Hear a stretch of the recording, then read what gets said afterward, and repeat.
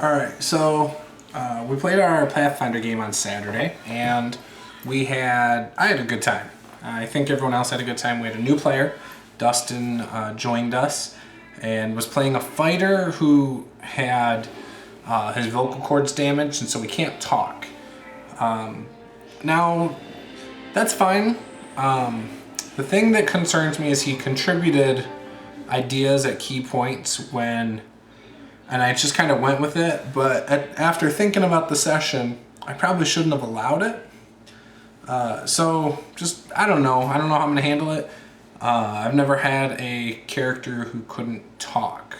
But besides that, I like Dustin. He seemed to do a good job. I enjoyed having him there. He knows a lot more of the rules than I do with Pathfinder, so, every now and then to defer to him I think is a fine idea. But yeah, ultimately I still want, questions to go through me so I can make a ruling on it. And if it's something I don't know, then it also allows me to hear what the question was and I can jot that down and figure it out before the next session. But anyway, so the players started off in Pine Run where they had left off before, and they met up with Hunter Dark after Nate's character, our cleric. He had spent a couple days on bed rest and with his admirer by his side. So got all of his stuff. They got their gold for clearing out the mines, and they were asked to meet up with Hunter Dark, so they did.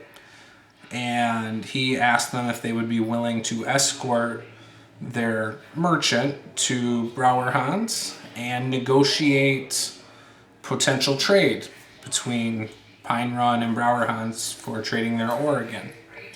And I explained to the characters Brower Hans is the #1 arms dealer in the area. They make armor, they make weapons, that's like what they're known for. And they buy their metal ore from other places. So while they're talking to Hunter Dark, one of the things about it is that's where they met up with Dustin's character. And Dustin's character was already there. He had received a letter asking him to be there. And so they accepted the task and started escorting the merchant. Now, as they were escorting the merchant, they came across a wagon that had nothing in it, no supplies, just some hay in the back, no horses, no bodies, nothing. However, there was a young child, sleeping in it. And as they approached, they found out the child was just sleeping. They tried to wake him up. It was a little difficult. Finally, they managed to get him to wake up, and he, his eyes were kind of rolling in his head. He was a little out of it, very ghostly white pale. And they noticed that there was a lot of blood in his mouth, and it looked like either his tongue had been severed or split, which it was split like a snake. And he wasn't wearing any shoes or anything like that. So our cleric volunteered to carry him, and they decided to take him with them. They found a letter that was written about some people had picked up this sick boy, and so that's what they had. So then they started marching again, and they came across, they're in woods, and so under the canopy, it's a little dark. I mean, it's not like pitch black or anything like that, but they noticed some glowing from ahead behind some of the trees. Some of it was up really high, some of it real low, but they noticed glowing, which was a little odd, almost like lanterns, but they couldn't make it out. So my wife's character, our gnome sorcerer, tried to flank around to see if she'd get a view, and she immediately spotted a few bugs. Fire beetles are what I was throwing at them. So they had 10 fire beetles they went against, and the cleric decided to set the boy down in the back behind the merchant, and then he was going to go into battle. When he did that, I took the boy off the battlefield. So they all knew something was up. The next turn, I had the cleric, or was it the merchant who got jumped onto? The cleric got jumped onto. And he got bit. He managed to do a combat maneuver to get out from being underneath this thing. And the next turn, he kind of, I want to say he retreated or something, I don't remember. But at some point the merchant got attacked as well. Or maybe the merchant was first. I don't remember. I think it was the merchant first. I don't know.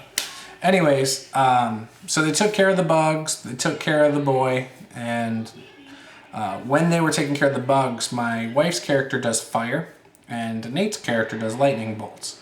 And so I figured because of that, I would have a fire wherever they hit something if it was in a tree. So a little bit of a fire spread. The characters did not put it out, and they continued their travels after they took care of everything. So they continued their travels and were stopped by some people in robes and cloaks on the road, asking them to pay, I want to say it was a $25 toll to use the road. And they refused. They intimidated their way out of it, and the people let them go. So they went and they finished, they got to Brower Hans, got the merchant there. They stayed the night because it was nighttime. Enjoyed a nice dwarven bardic performance with your typical dwarves. I mean, they had a shield, they had armor, they had a warhammer, but they're bards. They don't have instruments. Those are their instruments. So think of stomp, and so they like play music with their armor and stuff.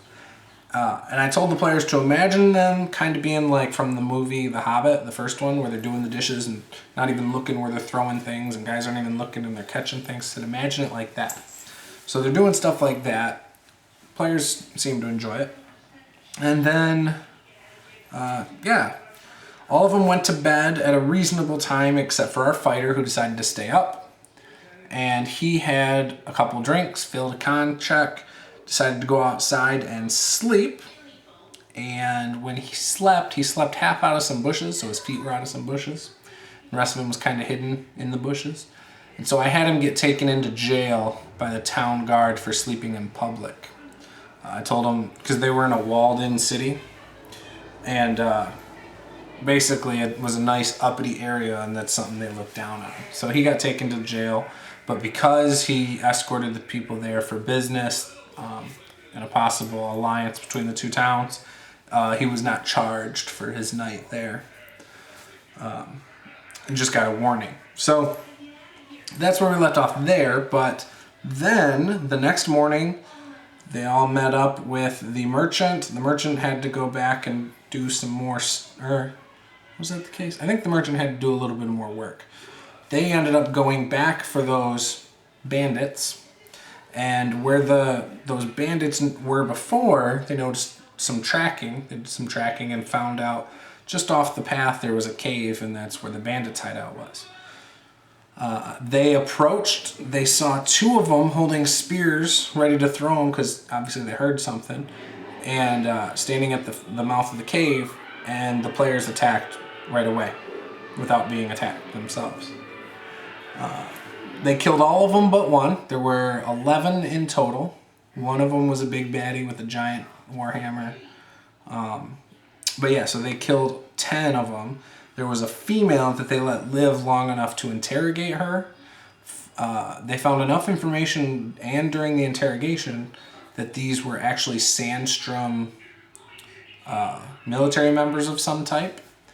And they ended up killing the girl after they got the information. The fighter just poked through her throat, and she died. But yeah, so then they took the hammer that had Sandstrom insignia. They took all 11 pieces of armor that had Sandstrom insignia, or actually they took one of each. They took the hammer, and then they took the one set of armor that had the insignia, and they pitched them later on. They ditched them somewhere. Then they did get some magic items there, which I had forgot to tell them at the time. I had to tell them later. But they got like a ring of protection. They got a great sword of demon slaying, as I was calling it. And then they got a shield of fire protection, which, again, if the shield's in front of you and you get fire burned on the back of you, you're going to take the fire damage. If it's on your back and you get burned from the front, then you're going to take fire damage. but it's resistant to fire. So that was the point of that.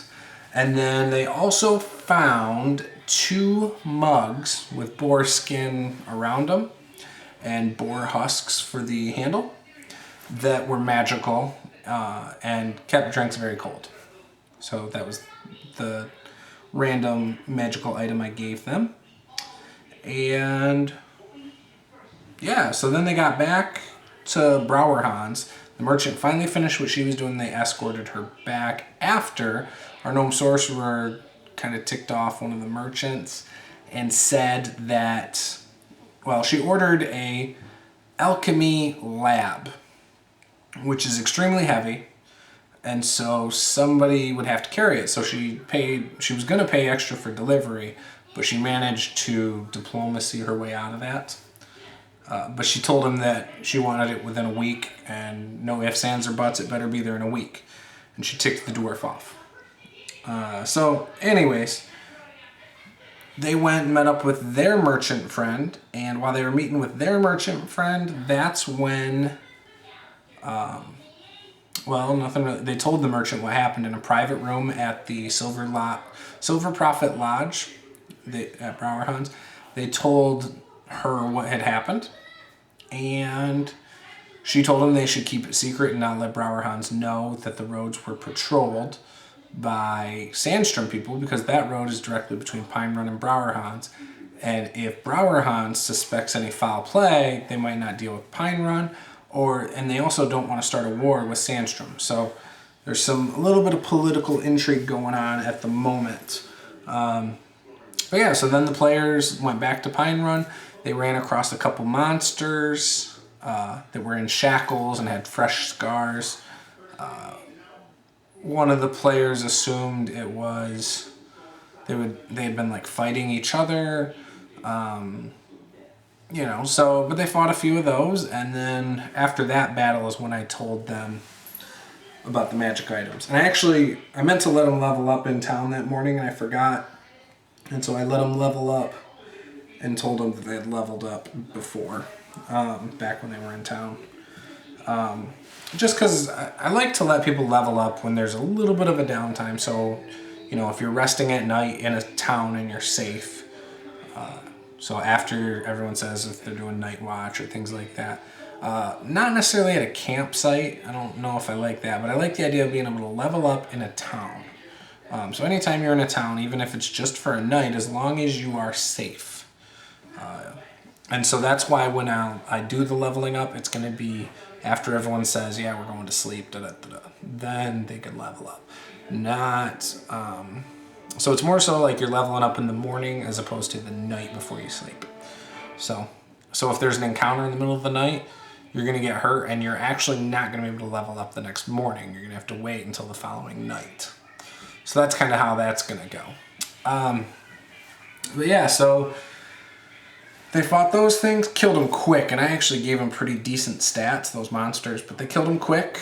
And this is still before I had told them about their magic items that they got. And then when they got to Pine Run, they had delivered the message of everything that had happened to Hunter Dark, who was the captain of the militia of Pine Run, and that's where we ended the session. So it was a lot of fun. I enjoyed it. I think it's a good group. I love the dynamic. Now, Dustin's going to be bringing his fiance to our next session, and she's going to be playing a druid. So that'll be interesting. It adds another flavor to the group that we don't currently have. Brett, I'm thinking might make it on the 30th, and he's going to be playing an elven ranger. So the druid is a half-elf druid, and we're going to have an elven ranger as well. So that'll be pretty interesting, I think. I'm really looking forward to seeing how it goes. So now we're going to have a couple more nature people to go along with our hippie cleric. And yeah, so again, I'm having a lot of fun. It's going a lot better than I thought. My prep that I've talked about was pretty good. I liked it. I think it made things easier. I think there's still a couple little tweaks I can make to it. It was much better than having to look at my computer. Looking at my computer, I feel it takes my attention off my group and puts it down where I don't want it. Whereas with the paper, I can just flip through, boom. Computer takes away a lot of my attention. So I think The computer I'll still use for things like typing my notes up. I'll still use it for music, but my notes, I type the stuff up before the sessions or between the sessions. Then I'm going to take it and either print something out if I want to, or I'm just going to write everything on those sheets I showed you, and that's how I'm going to do things. Eventually I might switch to the Sly Flourish Lazy Dungeon Master way by putting everything on note cards, which, by the way, I let Nate borrow those books because I know he's been curious about how to run things and was looking for prep ideas and things like that before, and so I figured those couple books might help him out a lot. I know they've helped me in the past, so hopefully you enjoy that, Nate. And if not, whether you learn something or not, I guess you might get some enjoyment or maybe just some ideas out of it. That would be good too. But yeah, I'm really looking forward to the next session. I'm really interested in hearing all the players' thoughts on what's going on from their own perspective. And I'm really interested in seeing how things unfold. I personally, and this is probably a biased view because I'm running the game, so I'm constantly doing something. I feel like my world is starting to feel a little bit like it's coming alive for me, and so I like that. Things I feel like I need to improve on still are I need to do a better job with getting across the NPCs being different. Whether it's accents or better descriptions of them. But yeah, I just kind of was going with it, and I had a lot of fun. I hope the players are enjoying my NPCs. I hope they're enjoying the seeds that they have so far for adventure. And I hope they're starting to get a feel for the area. I feel like I am, as a game master, really getting comfortable with the area we're playing in. And I'm enjoying it. So what more can you ask for? So that's it for this video. That's my Pathfinder campaign after 2 sessions. That's the recap of the second session. I'd love to hear your thoughts, ideas, opinions, anything from my description that sounds like I could do better. I'm always open to that. And maybe you want to throw a seed at me to throw in there, Adam, or something to add to it. I'd love to hear those too. So with that said, be sure to like, comment, and subscribe. Share my video with all your friends, and I'll see you again next time. Thanks. Bye.